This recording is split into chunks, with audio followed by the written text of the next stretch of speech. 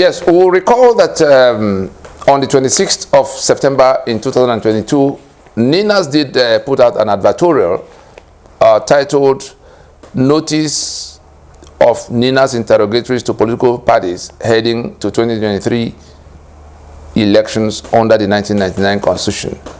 The purpose of those interrogatories, which are 10 in number, was to get ahead of the political parties that were going to be rolling out their manifestos from the 28th and their campaigns from the 28th of September in 2023 in 2022 ahead of the 2023 elections.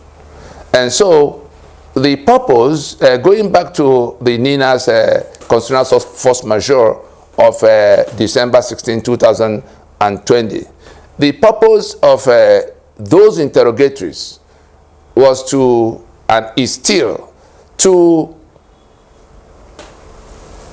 go before the public, the Nigerian people who have been railroaded to election under the 1999 Constitution, to explain to them why the claims and promises and the manifestos of the political parties, which all subscribe to the 1999 Constitution, cannot be realized.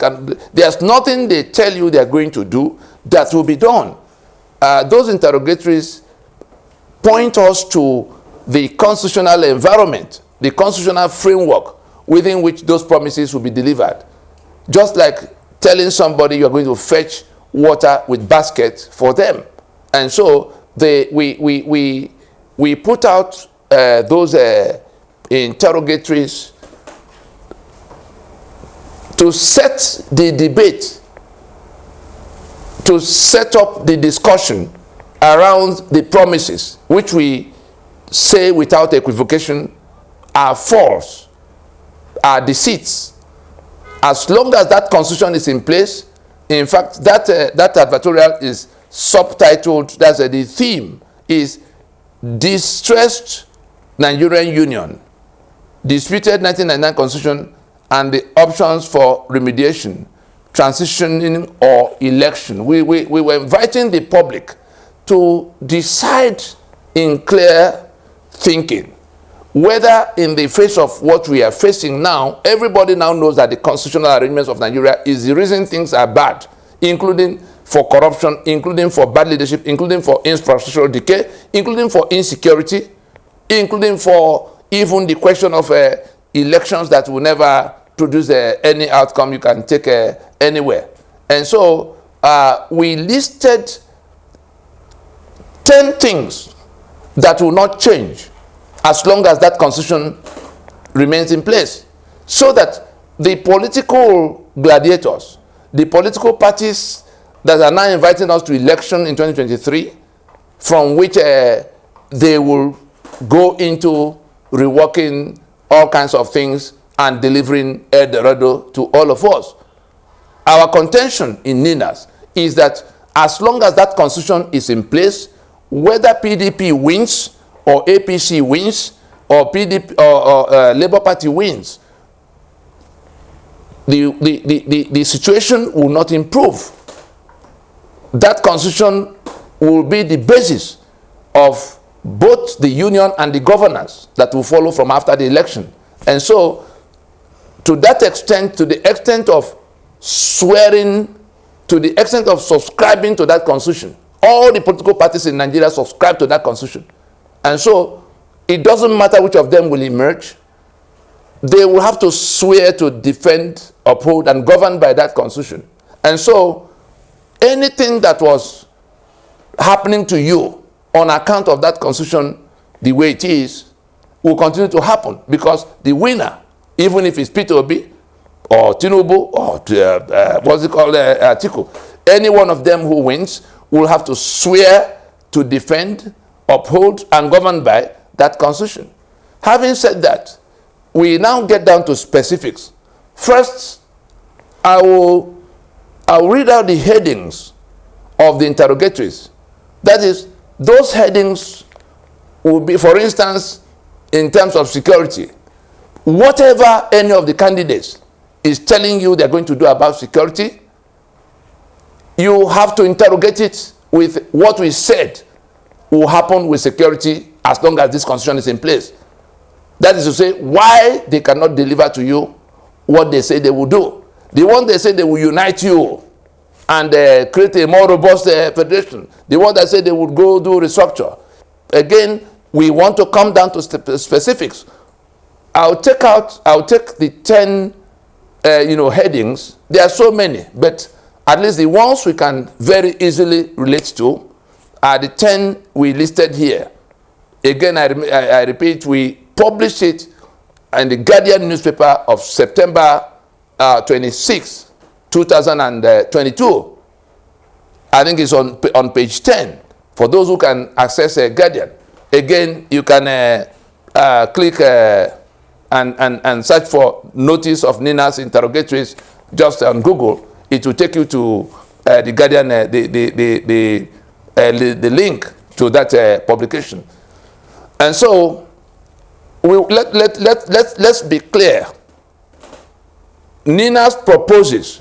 Ninas is completely convinced on account of 22 years of engaging with this situation, the problems that's about to consume Nigeria, but more importantly, Nigerians. Nigeria already died a long time ago. The carcass that is parading itself as a Federal Republic of Nigeria now is of no concern to us. The more important matter is the Nigerians who are trapped here against their will in a union of death that Nigeria has become under that constitution. We are saying that the solution to the problem is to stop the journey to election under that constitution and to go into transition now and begin to rework the basis of the constitutional basis of the union that has been destroyed since 1966. And it is against the backdrop of that proposition as articulated in the Freedom Pact, in the Constitutional Force Majeure of 2020, that we are now engaging the political parties with their promises about what they were going to do to cure the Nigeria that is ill unto death, that is sick unto death. And so we come to the headings. Our purpose for putting out those interrogatories is not only to question the parties and their intentions. Our purpose is actually to discredit and dismantle those false promises about how they are going to solve these problems, bedeviling the country and save the people. Our purpose is to bring their campaigns to tatters and compel a transitioning. By the time the people they are deceiving get to know, like the obedient movement people, they are going to see if they check, if they listen, before it's too late, because the consequence of not listening will be that the things we have wondered about will then happen. That hope they are pinning, that hope they're investing in what will happen if elections produce their candidate is going to be dashed. And the consequence will be reckoned in blood, will be reckoned in more pain, will be reckoned in more misery, will be reckoned in more poverty. Because none of those things they think will change as long as this constitution is in place. And so we'll be challenging both the media and the people who are going to this election, whether the obedient movement or articulated people or the Tinubu bandwagon, we will be challenging all of them to go and look at the reasons flowing from the constitution why the things their candidates are saying will not happen. Therefore, we run very quickly through those 10 subject areas we have lifted out in these interrogatories. Those 10 areas in which we'll be questioning their manifesto and their promises and their claims. We will then go into their own agendas. We already have articles, PDP's 5-point or so agenda. We'll read it out for what they say. They will go to the one of APC, read out their 7 points. Go to the one of Labour Party of P2B and read out their own.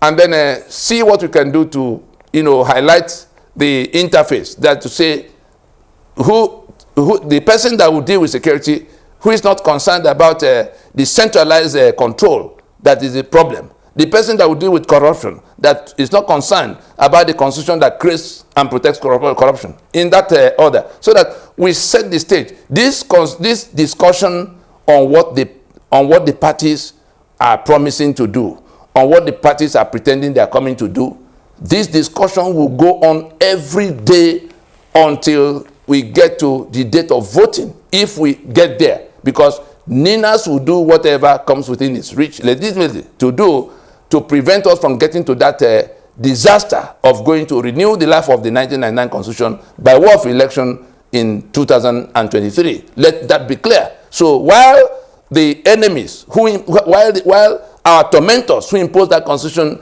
are struggling to drag us to election, while the regional renegades, I call them regional renegades, whether they are Tinubu or they are P2B or whoever from the south and middle belt of Nigeria that is willing to swear to defend and uphold the constitution that enslave all of us, because that's what they're doing.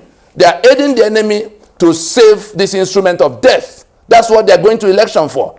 And that's what we've been campaigning for 22 years, to get our people to pull back from, so that they can save their own lives, but they're not listening. And so we're going to treat them, we're going to treat their campaigns as an orchestration of the enemy that imposed this constitution, now trying to save that constitution by bringing the renegades from our midst to go to election that will save the life of that constitution at a time we should have been stopping the journey to election, all of us working together, so that we can go to transition and begin to renegotiate the basis of our union. There's no other solution to this problem. All of them know it. In fact, this morning, as I watched a program on TV, a former Minister of Works, Adesewo Ogunleye or something, was a senator too, was on TV. I heard him very clearly. Today is 17 or is it 18 or 17? 18th of October in 2022. I heard Senator Adesewo Ogunleye on Arise TV in an interview session with Rufai and Ruben Abati, saying that all of them know in the political the parties, across the political parties, that all of them know that the Constitution of Nigeria is the reason none of the candidates, if they emerge, will succeed in turning Nigeria to any other thing than what we see now. And that unless Nigeria is restructured, the union will collapse on the head of everybody. No matter how ingenious you are, the level of your competence, any president cannot succeed under the present constitution. It is just impossible. And this has been addressed severally. But there is a lot of distortion in the constitution we operate. And unless there is extensive restructuring, this country will just collapse. There is no way. No president can run this constitution and run it well. So if you knew that that was the situation, why are you dragging us to election? Why are you telling us your candidate is going to perform miracle? Whether it is candidate A or B or C. And so we're just bringing our people up to date to tell them that these political merchants know the truth. They know that under this constitution, nothing will change. They're only interested in the power, what they get if they become president, how they share the process of 3 million barrels of crude oil every day, and how they share all the other things that go with their power. Some of them, the people from the northern, the caliphate end of the divide, this map you see here, are dragging us to election because they want to save the union of master and servant that Nigeria has become for the rest of us. And so their strategic interest is not what they're telling you. They are lying to you to say, oh, we're going to unify you. You are going to end corruption. We're going to end... imagine, just look at the people who are advertising what is being said. So back to what the headings. We said that as long as things that will not improve, as long as the 1999 Constitution stands, the first is the union dispute. All of the reason why people are saying they are fed up with Nigeria is because of the institutional injustice The structural injustice, if I were to use the words of Justice Chukwudi Oputa, he says is the structural injustice embedded in the system itself, in which men will come and go, and the system will remain in place, producing the same outcomes. So that union dispute that we saw play out in Aburi, that led to the Aburi meetings, that led to the war, that led to all the constitutional conferences that had happened since after 1970, that union dispute is not going nowhere until a discussion to renegotiate the damaged constitutional basis of Nigeria happens. It doesn't matter what happens with the election, that union dispute will not go away. And so you continue to see people who are going to be insisting that they will be better outside the union of death Nigeria has become for them. There's no amount of preachment, there's no amount of singing national anthem or waving flag that will address their grievances as we listed in that constitutional force majeure proclamation of 2020, December 16th. So let it be clear that nobody is coming to unify anybody or unite anybody. Some don't even know the difference between uniting and unification. Nigeria has been unified since 1914. For those who are chanting Article the Unifier, Nigeria has been unified since 1914. Nigeria was further unified by the unitary constitution they imposed in 1979. But what has been missing is how to unite the disparate peoples of Nigeria, the people that were lumped together against their will with no discussion by Britain since 1914. We've not been able to unite them. And so the campaign should be about how to unite them. And you cannot unite them by heading them together. You unite them by removing the grievances that make the union unacceptable to them. Nobody is coming to unite me with somebody who owes it a duty of faith to kill me because he has embraced Sharia. And the candidate that is talking about unifying and uniting, he doesn't even know the difference. But it's the same one that we saw in Kaduna telling the people of the North that what they need is a candidate from the North who has built bridges across the rest of Nigeria. That's of no consequence. He's inviting them to vote only for the North. But he has to be told that as he's inviting them to vote for candidate of North, like himself, he's also inviting other people to vote for candidates from their part. And if Atiku does not know, what you have here is the New South. The map you see here does not include Middle Belt as part of that North. So he's actually shooting himself in the foot if he thinks that the thief are part of that North that will vote for him. If he thinks that the Doma or the Jukun or all the Berom, all of the people they've been slaughtering, Fulani people have been slaughtering, are going to be part of that North that will vote for him because he invited them. So we're just saying that there's a union dispute we can no longer pretend about. We must stop what this stupid journey to this election and go to resolve it. It's not going to be solved because any one of the candidates emerge. We go to the next interrogatory about the practical rejection of the union. There are people who are no longer even interested in all these discussions of, you see them waving the Odua nation flag or the Biafra nation flag or the kind of things you see going on where Ijo in furtherance of their resource control exertions are now will take crude oil and begin to sell for themselves as look, we don't know what Nigeria is. And so that question of practical steps in rejection of the union, the ones who have relocated from Nigeria, our best brains have left Nigeria. The universities were shut down for 8 months. You think all those lecturers are sitting and waiting for one stupid minister in Abuja to come and call them back after insulting them in the manner? Those who can leave have left. The doctors have all left long time ago, and all the other professionals. So who is going to build that Nigeria for you? If you don't go back to the truth of what is chasing them out of Nigeria, what is it about Nigeria that will make people want to trek across the dangerous desert? What is it about Nigeria that will make people want to swim across the Mediterranean? to their death. And so if you are not addressing that by going to rework the constitution that is responsible for all of that, and you are saying you are going to do this and that about creating a new Nigeria, a new joy for them because you emerge as president, you are just deceiving yourself. And so we are pointing you to the contents of the constitution by which the winner of any election will govern, that ensure that those things will not change except that constitution goes down. Number 3 is the one we talk about, electricity. The electricity, the capacity for generation and transmission is locked down by the exclusive list in the constitution.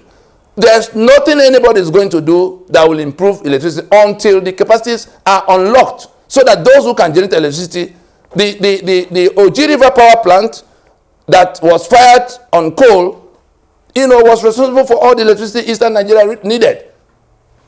It was electricity from Oji River that was used to develop Trans-Amadi industrial layout in Port before AFAM came many years later. And so if we can generate electricity and transmit, and somebody who wanted to arrest our development put it on exclusive list, and today we are talking about 3,000 and 4,000 megawatts of electricity for 200 million people, it doesn't make sense. The answer to electricity is to unbundle that item, take down that constitution. If that constitution doesn't go down, no investor in his right mind will come to invest $5 or $10 billion in something that is now dependent on somebody in Abuja. Some yam heads will come and tell us that there has been an amendment in which there's a concurrent list and states will do. Those things are hogwash. Why will I have to wait at the pleasure of the federal government to generate electricity that I need for myself, which I can't generate, just because somebody put it on the exclusive list in their stupid constitution?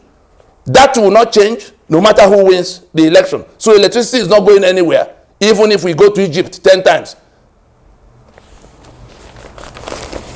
We come to item 4 of our interrogatories concerning security. The reason security is the way it is that exclusive list of that constitution puts electricity, puts security like police, arms and ammunition on that exclusive list.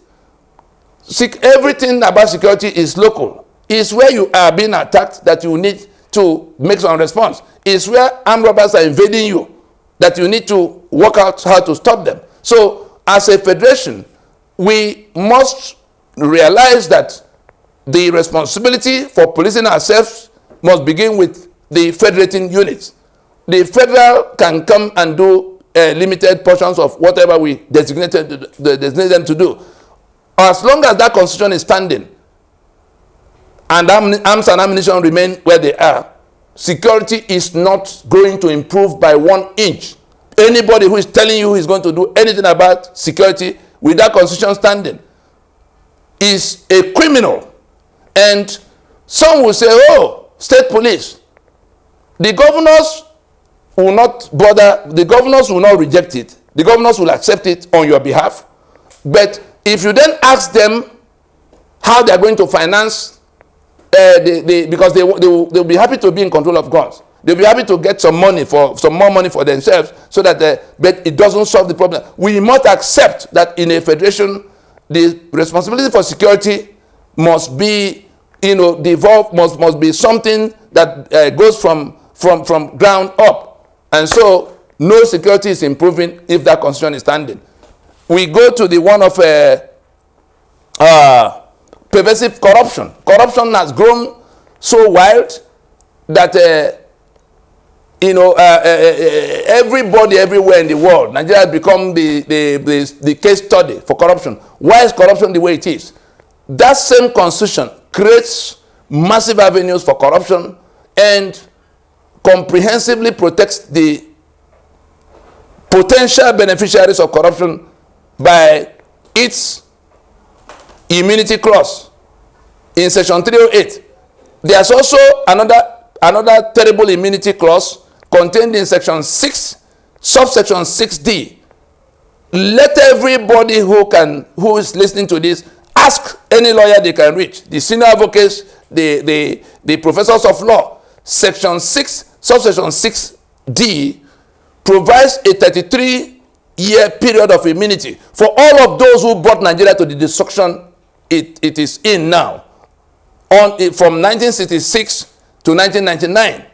And with that immunity there for the foundation of the corruption, we now have another immunity in Section 308 for people currently in office. So those who shared Nigeria among themselves as oil block, as the Land Use Act came, they took everybody's land. Go and find out what the title behind Otta Farms, is. The title for the land in Otta Farm. Go and find out who owned the land and how it became the property of the present owners. So the question of corruption is that the Constitution creates massive avenues for corruption. The spare key to the treasury is handed to the president and the governors, and they have immunity in Section 308. Section 606C of the same Constitution absolve the government of responsibility towards you, the citizens, so they don't owe you obligation for welfare or security or any of the good things contained in Chapter 2. So if they don't owe you any obligation and they have the spare key to the treasury and they have immunity, at what point are you going to get your own share of the social contract? That's why life is the way it is. And the corruption of centralizing the collection of money, whether it's from oil or from ports in Abuja, for people who don't owe you any obligation and who have the spare key to the treasury to take as they like. Anybody who says he's going to fight corruption under the 1999 Constitution, tell such a person that Nina said, tell such a person that Tony Nadi said he's a criminal. It doesn't matter who. So corruption is going nowhere. Impunity is not going anywhere until that Constitution goes down. You go to the next item where we talked about refineries and petroleum products. The reason we don't have petroleum products for a country that sells 3 million barrels of crude oil every day is simply because refineries are on the exclusive list. What is he doing on the exclusive list? What is there about refining that cannot be undertaken by the federating units or individuals across the length and breadth of Nigeria? Why is it only Dangote that will now be licensed by that federal government that has confiscated the rights of everybody else to say he's the one to refine for all of us? There will be no improvement in the situation. The people talking about subsidy that is organized crime should first tell us why the criminal enterprise called Nigeria should put refineries on the exclusive list. There's no solution to the question of product availability except that Constitution goes down, because as long as it's there and refineries remain where they are, we will be buying from the international market processed products at international prices. And the Naira that has to now provide that dollar from all of the other damages they've done to the economy, is just going to be struggling. We are now at 700 and something to the dollar. It can only get worse.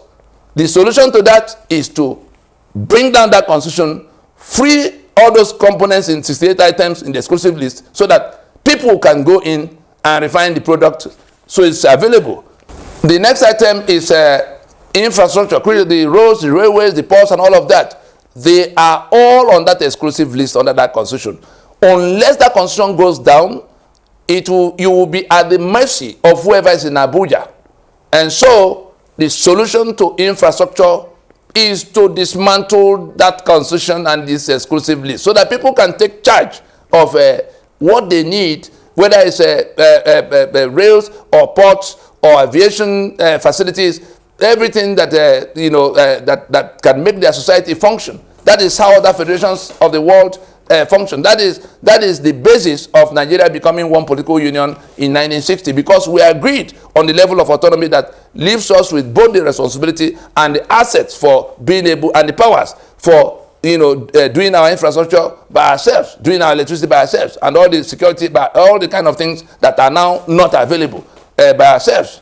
That's for infrastructure. Anybody who tells you is going to bring JP Morgan to come and organize how financing can happen with they are telling you trash. They are telling you hogwash. The reason infrastructure is where it is today is because that Constitution has all those things on the exclusive list in that constitution. Take down that constitution.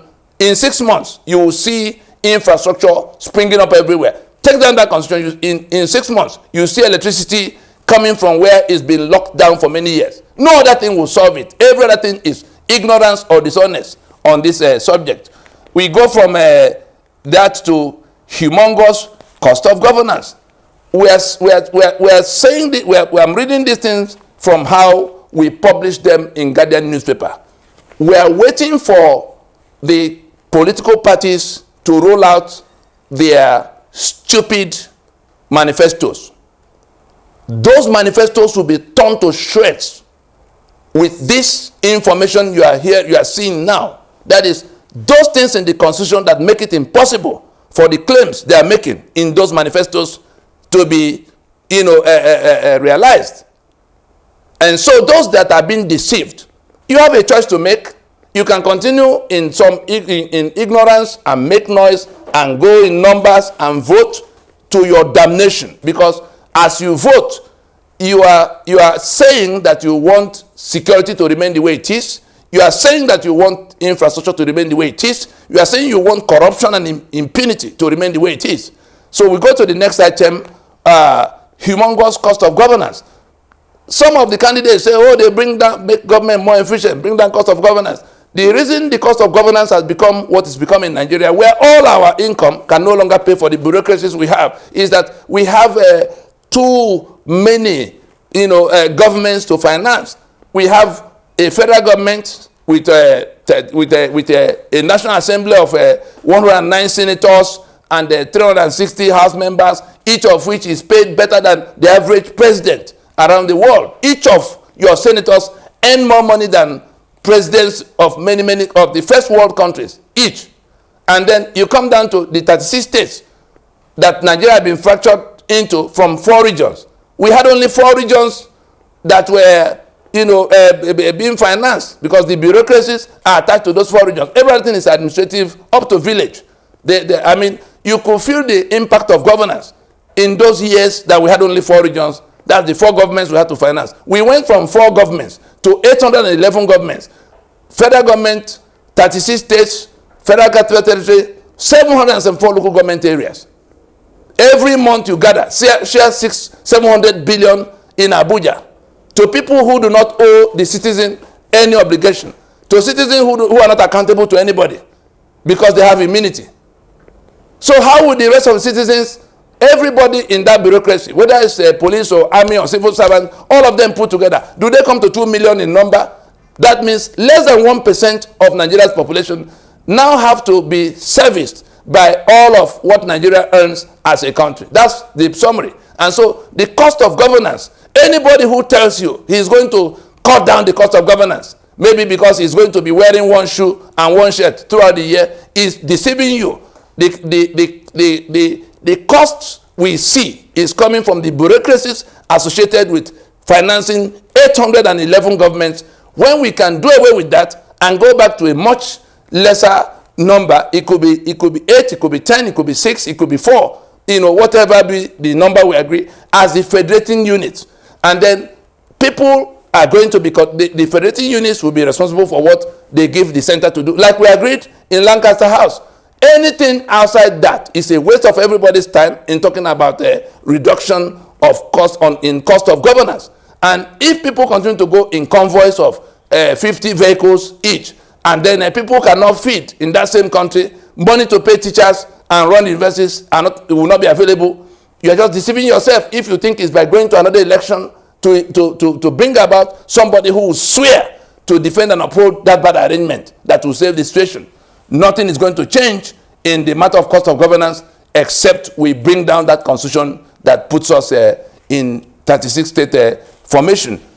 From there we go to the question of crooked elections and bad leadership. Yes, one of the candidates, Peter Obi, says that the problem with Nigeria is not the constitution. From what you've heard so far, you can see that the constitution of Nigeria, and I say it with emphasis, the unitary constitution of Nigeria is the problem with Nigeria, not one of the problems, is the source of all the other problems, including bad leadership. He says it is bad leadership and not a constitution.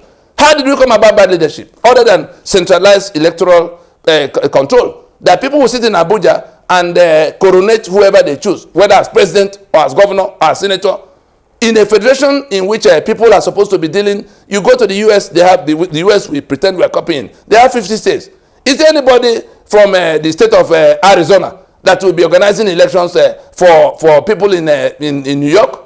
Or Mexicans will come in and find a way to topple the constitution of, and then sit in one corner of Washington and be in charge of the oil fields of Texas and all of that. Everything you see upside down in Nigeria is coming from that bad constitutional arrangement. Anybody who tells you otherwise, tell him that Tony Nadi said he is either ignorant, dishonest, or both. Nothing is going to change in terms of the bad leadership outside taking down that constitution that frame the evil we are living with, producing both corruption, infrastructural decay, insecurity, electoral haste, and everything in between, as we have already listed out.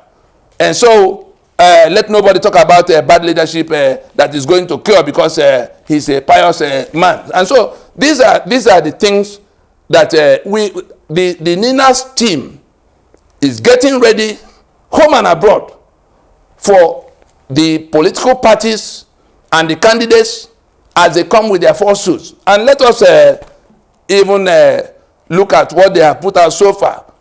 We are being informed by people who are in a position to know that the parties so far have not been able to bring out their manifestos because they can't reconcile those manifestos with these interrogatories. But in the meantime, let us read out what they have put in the public space as what they are coming to do, their agendas. Snippets from their manifesto. One of the candidates went to Harvard the other day, 19 points. So let us just read out to us so that we are defining the debate. We are defining the debates that will shape this journey to election, bringing us to where we will in 2-3 months from now be deciding whether election is actually the solution to our problem. We are not talking about who will win, because we have said that as long as all the parties subscribe to that 1999 constitution, there's no difference for NINAS for any one of them winning or losing. It's as bad as that. Yes, we know how bad candidate APC is. We know how terrible candidate PDP is. We're also saying that candidate LP, Labour Party, in knowing that this constitution is like this, in saying in the public that the engine of the Nigerian vehicle is knocked, but willing to go with them all to go to renew the life of that constitution, there's no difference between all of them. They subscribe to the same evil, and we're going to end up with the same calamity if any of them emerges. The solution is to get rid of this constitution before we proceed to any election. Let's go to transition now. And so, just to make sure that now that you've heard all of what the reasons for the position Ninas took, Atiku says, my 5-point plan for Nigeria. He says he will restore Nigeria's unity through equity and social justice and cooperation. That's number one on his 5-point agenda. Restore Nigeria's unity through equity, social justice, and cooperation. Those things cannot be undertaken, cannot be done outside the constitution being taken down. Those things cannot be done under this constitution, no matter how well-intentioned Atiku may be. He says in the second item that he will establish a strong and efficient government that guarantees the safety and security of life and property. You already have heard why security is the way it is. As long as that constitution is there, Atiku is talking trash. He says he will build a strong, resilient and prosperous economy that creates jobs and lifts people out of poverty. Atiku is going to create an economy that does not require electricity to function, because as long as that constitution is there, electricity will not be available, infrastructure will not be available, security will not be available. So which economy is Atiku going to create in the kind of setting we have shared with you, in which there will be no infrastructure or electricity or security that can support any such economy being created in this space. The fourth point is that candidate Atiku says he will promote a true federal system which will provide a strong federal government to guarantee national unity while allowing the federating units to set their own priorities. Falsehood, deceit. This same article sat down with us in 2016 and we showed him that we needed first, going by the contents of the preamble of our constitution, the 1999 so-called constitution, that lied that we the people have solemnly and firmly resolved to live as one indivisible union.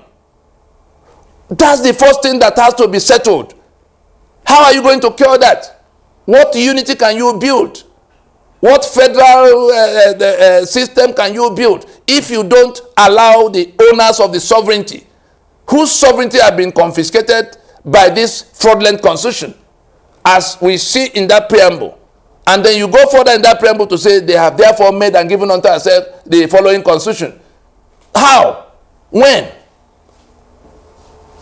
That we agree to be in union with people who owe it a duty of faith to kill us as infidel? That we agree to be in the formation of 36 states in which I am now political minority permanently because some people created 36 states that gave everything to themselves, and then 704 local government areas in which in the National Assembly, the place of decision making, I am now the minority that cannot even raise my issue because of the number of states and local governments that now frame the representation and the sharing of available economic resources.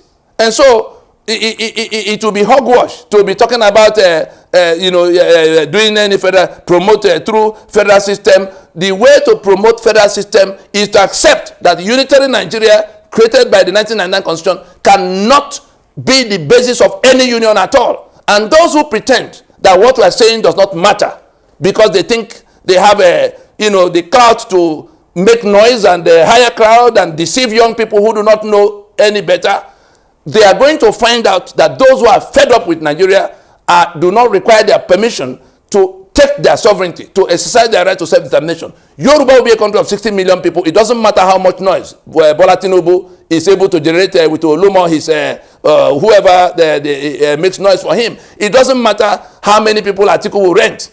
It doesn't matter how many people are deceived in the obedient movement into thinking that Obi is the answer to the constitution that is upside down. And so Atiku is not in any position to promote, and we have interrogated him. We are not speculating now. We sat down with him. He knows the truth. He's telling you this lie that is going to promote federal system which will provide a strong federal government and guarantee national unity. There's no national unity that can come except we go back to the question of have we agreed to be in union? And if we do agree, on what terms? Those are the two stages of reconstruction that has to happen in the Union of Nigeria according to the prescriptions of that constitutional force majeure. Go and read the 5 items of prescription, of proposition. We don't have a union right now. If it is on that false claim of we the people submitting our sovereignty according to that constitution, let somebody explain to Atiku, if possible in Fufude, so he can understand it. Finally, he says he will spearhead education reform, so it is driven by innovation, science, and technology. Excuse me, who tells Atiku that I want him to be the one organizing what will come out as my education for me in my space? I want to take charge and take back our people to where we were in the days when the king of Saudi Arabia will come to a university teaching hospital in Ibadan for his medical care. It wasn't a federal government of the time that built that institution and nurtured it to what it became, the center of excellence, that foreign dignitaries will prefer that medical facility that have been run down now to ramshackle. And same as everything everywhere. Let people take charge and do the best they can. We can't continue in this mediocrity, sinking deeper and deeper. Atiku, you are not in any position to organize my education.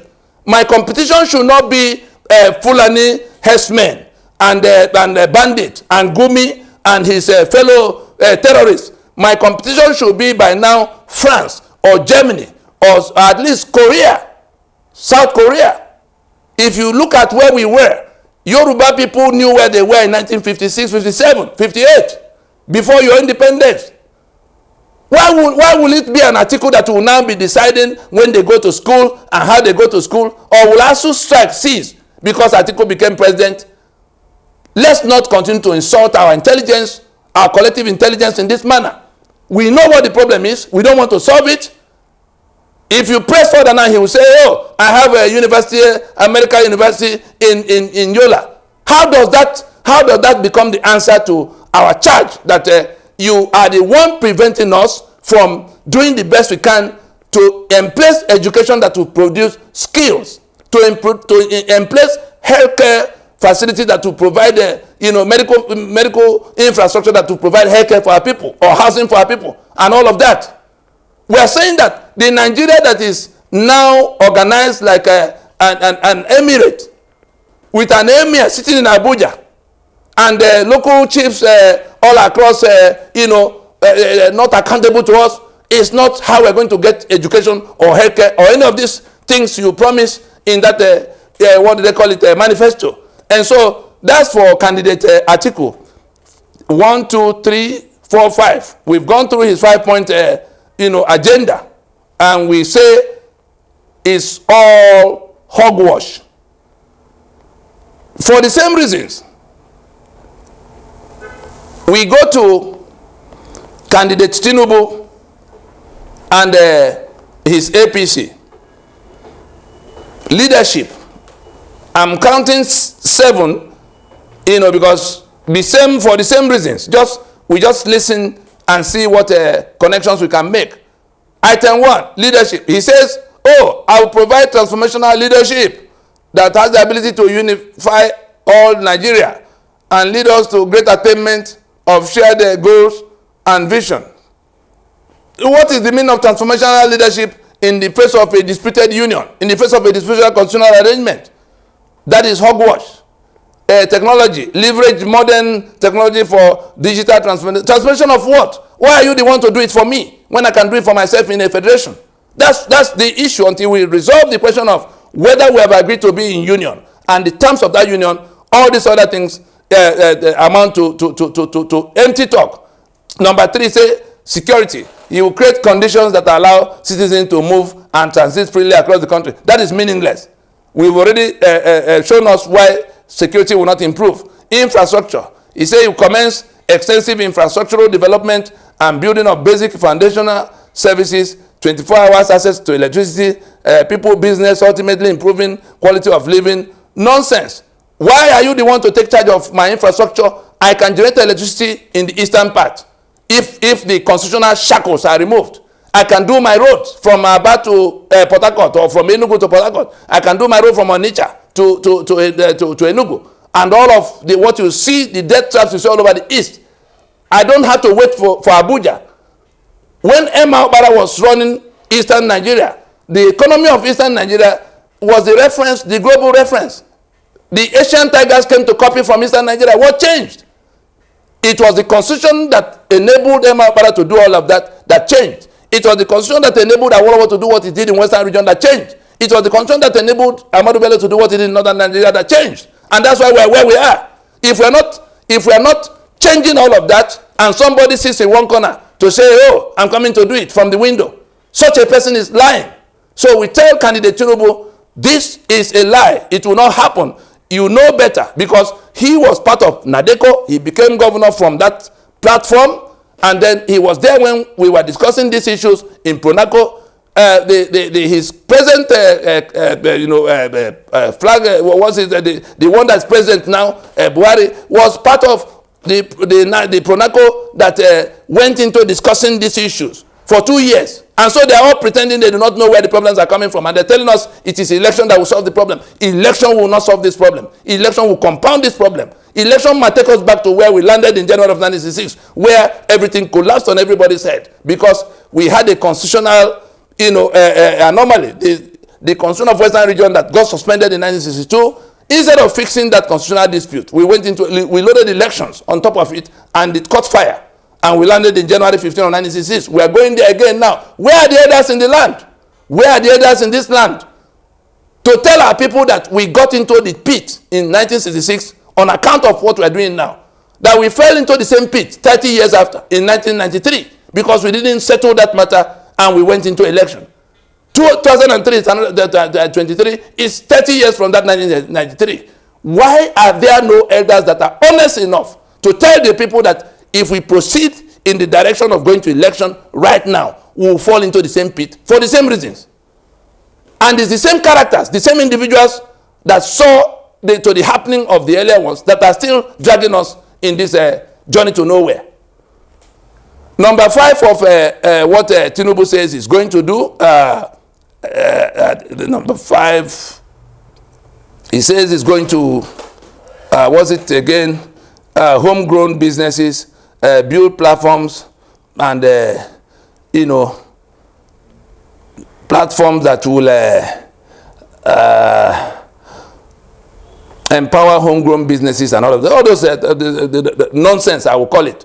Education. Deploy initiatives targeted at promoting knowledge and blah, blah, blah, blah, blah, blah. Why are you the one to come to tell me how to do with my education when you have imposed quota system on me by your constitution? I'm not interested. True federation and democratic process. What is the meaning of true federation? Is this something National Assembly will do? Why can't we accept that our federation that we clearly defined is no more, and that we have to go and renegotiate and emplace a new union?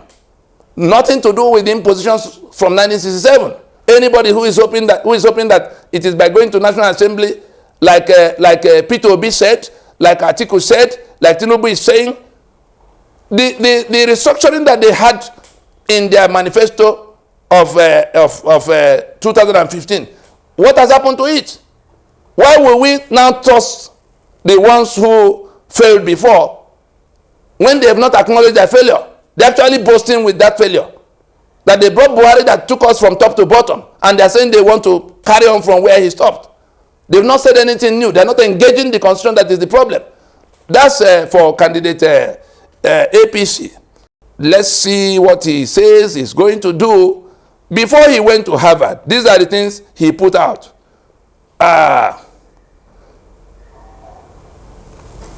Production-centered growth for food security and export, securing and uniting Nigeria, effective legal and institutional reforms, rule of law, corruption, government effectiveness. What rule of law can anybody build in this kind of apartheid constitution?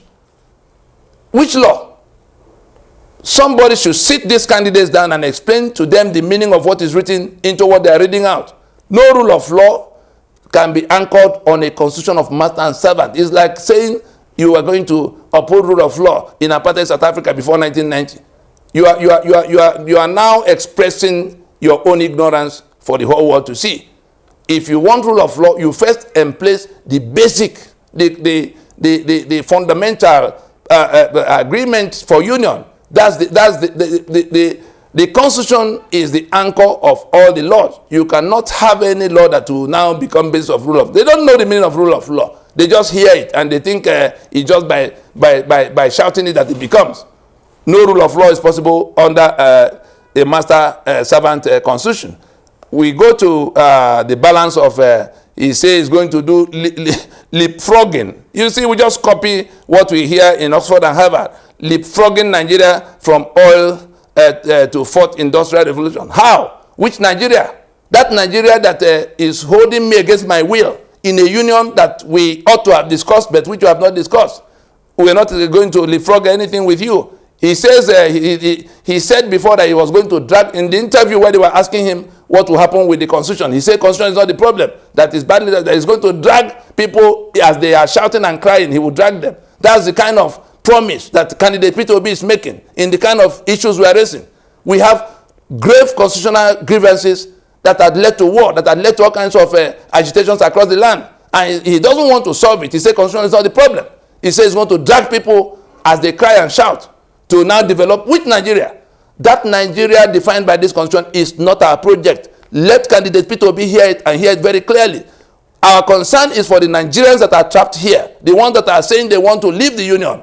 If we don't stop what we are doing and go to resolve the issues of their grievances, and we say we're going to drag them, we're going to gag them, tie them up, and drag them to where we begin to build that Nigeria that is master union, master servant union under this constitution, it's not going to happen. Finally, he says he's going to expand physical infrastructure through market-driven reforms, unleashing growth, enabling which growth, which unleash can you do in a situation of insecurity, in a situation of lack of electricity, in a situation of lack of every basic infrastructure that is required to drive economic whatever. So it's just a lie, it's just a deceit, it's just a pretense. And we have seen in this interrogatories why under this constitution these things are not going to happen. Say human capital development and all of that, the balance of them, robust foreign policy. Which foreign policy? Which Nigeria? What is the reputation of that Nigeria? You're talking about things, intangible assets. The people who have to decide if P2B is going to take one line out of this lengthy presentation, let it be that no foreign direct investment will happen until final investment decision is taken. Foreign direct investment, FDI. Oh, he says he will go all over the world and bring people who will do it. Final investment decision, FID. No FDI will happen until there has been an FID, final investment decision. What will drive the reaching of final investment decision are all these things we've been talking about in the last 30 minutes. No investor will come to your space if insecurity is reigning there. And if your constitution is the reason for that insecurity, you are talking to yourself. They are not going to answer you. No matter how much they know you, no matter how much you try to advertise yourself. No final investment decision will be taken in a disputed union. They know that the owners of the sovereignties are saying they are fed up. And you are asking them to come and bring 5 or 10 billion or 50 billion of their dollars of their money to throw into the burning house of Lugard. Let's get serious. No such thing will happen. And so this broadcast is to get everybody prepared, the political parties, in the coming days, when you are now ready with all the manifesto you are trying to doctor. When you are finally done with it, the NINA's team will be waiting for you every step of the way to dismantle those claims and show the people whom you are deceiving now that those things are not going to happen under this constitution. Rather, we should accept that we don't have any union, we don't have any constitution that can make these things happen, and then stop the stupid journey, go to transition like South Africa did with apartheid in 1990 to rework the basis of the union within the paradigm of self-determination for the trapped constituent components. Anything short of that, we can guarantee that it's just going to end in fiasco. That Nigeria that is defined by that 1999 constitution is not our project. The Nigeria defined by the 1999 constitution, the master servant union imposed by the 1999 constitution, is not our project. You who is prepared to go to election under it and drag us to preserve that Nigeria and this constitution, you are committing treason against all of us, and you are going to be treated as a traitor who had chosen to work with the enemy at a time your people are struggling to get to safety. I think we drop it there.